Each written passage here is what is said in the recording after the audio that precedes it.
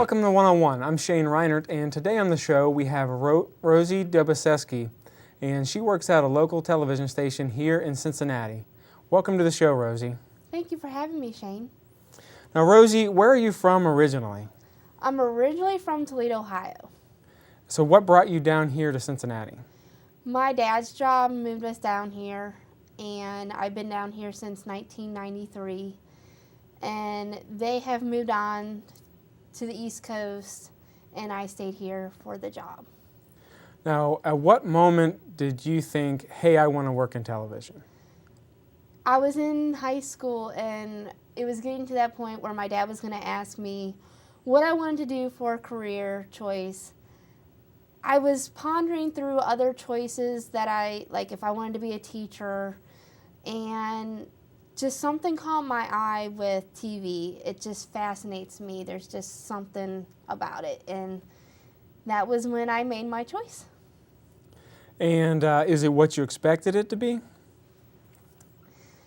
TV is definitely a fast-paced, moving business.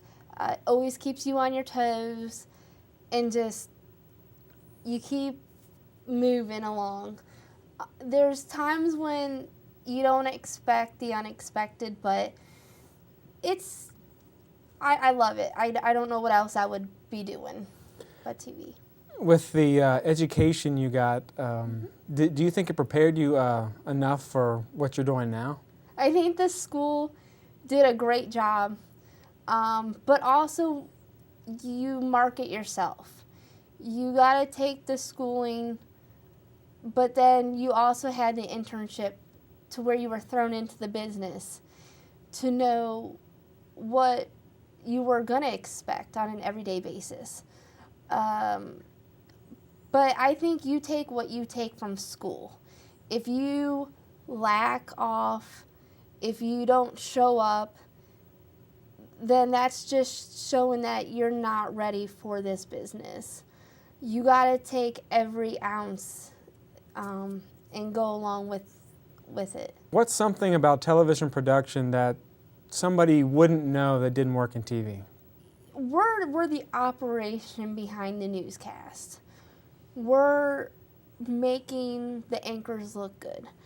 We're doing the audio. We're doing the camera work. And a lot of times when people come in, that I've overheard from other people is, oh, I didn't know you had an actual crew.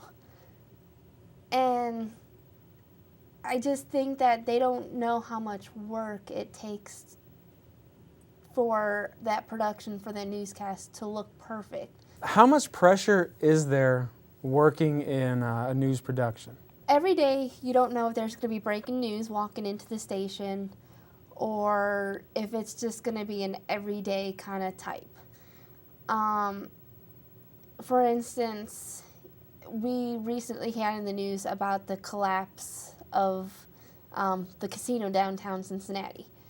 And that broke early in the morning, and we stuck through it all the way till 1 o'clock in the afternoon that I saw coverage on. So there's days where there's more pressure, and there's other days when there's less pressure. But also, it's not just breaking news that can be the pressure. It can be, for instance, gremlins living in equipment, and if you're going to have problems with equipment or if everything's going to work perfect that day. What does a typical day at the station look like for you? A typical day for me is I wake up at 2. I leave the house by 2:30, 2:40. I make it to work by 3 o'clock in the morning. Once I get into work, I will put all the computers and monitors on in the control room. Sometimes I'll have to implement some graphics into the system for the day. And then once that's all done and through, I'll get the scripts and I'll hand them to the director, and I'll make sure that the on-air talent has their rundowns or their papers. And once that's all done and cleared up, I start getting back into the into the control room about 3:45. I go over the show in my Chyron system. I go over, make sure that all the animations are there, all the graphics are there, all the fonts are there that they would like for this show, and if they are spelled correctly. If there's a misspelling, I will let the producer know once they enter. The first newscast starts at 4 o'clock in the morning. The end is at 10 a.m. And I just load up the next show for the next hour and just continue through. And once we're done with the newscast, I will implement the graphics for the next day and make sure everything's done, and I'm done by 11 a.m. But there's sometimes days where we have to do shooting for a promo. So depending on what the promo is, if they need me, or if I just set up the system and then they can roll through the system. How big of a change do you guys have to make to your programming if there is a breaking story in the morning? It depends on what news is breaking, because if it's a fire, those can last maybe 2-3 hours. If it's a shooting or a SWAT standoff, that's the same thing as the fire. But if there's more of a hostage situation or something like the casino collapse, that can be breaking news through the whole morning.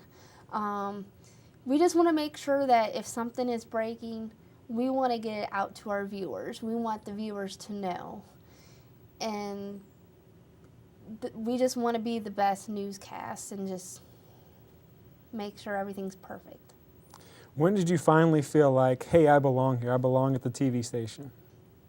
I've been there for 9 years, or going on my 9 years, I should say. And when I first started, I was morning news. And I just was like, here I am, this is me, this is what I want to do, this is my career. So whatever it took for me to come in at night and do other newscasts, or just to say, you know what, I'll help you with that. It just made me feel more comfortable, more at home. It doesn't feel like a job. It doesn't feel like a career. It feels like I'm very happy when I'm doing. And I work with a bunch of great people, and I couldn't be happier. I've not only brought myself up to show I can do this, but I've brought it up to where this is me. This is who I am now, and I'm going to go with this. And whatever path it takes me along, I'm going to roll with it. Okay. What is a day that you had at the station where just everything seemed to be going wrong? What was going on that day? Oh my goodness. I remember one day recently, it was a couple months ago, we had a generator complete blackout at the station. And we were just starting the 5:30 newscast, it was. And everything just completely went black. You couldn't even see your hand in front of your face. And I just remember we were just trying to scramble to just try to see what was going on, what we could do, what we could start relaying to on air. Just the whole station went black. And come to find out, there was a power outage at the substation of Duke Energy. Wow. It made some fun moments. I'm sure it did. I'm sure it did. What are some career goals that you have for yourself in the future? I would love to just know every part of broadcasting. I've done 4 positions, 2 audio, to my job of Chyron. My next step would be directing a show. But it makes it so interesting. I want to know every aspect I can possibly know. Maybe possibly if it gets to that point, I would love to do entertainment news, to be an entertainment reporter. I love movies. I love entertainment. And I would hope maybe one day it'll lead to something like that. Okay. What is some advice you would give to somebody who was interested in getting into television? I would first off tell them to be themselves. You are going in and marketing yourself. This is a very small field to get into. You're one of the lucky few. Every instance you have to take a job, a internship, take it. Go with it. Run with it. You never know what it will lead down to the path. And the other thing is, we were always told in school, never burn bridges. Never, ever burn bridges. That is one thing that I have noticed, because you never know who knows who in the business. And it's a fun business to be in, and just enjoy it and take what you can take from it. But if you're not willing to, if you're not really sure, you can always talk to somebody that's in the business. We're always there, always open arms to answer any kind of questions that you may have. But I love it, and I hope somebody will, as much as I do, will love it. Some really great advice. Thank you, Rosie, for being on the show. And you have been watching One on One. My name is Chyron. Thank you for tuning in.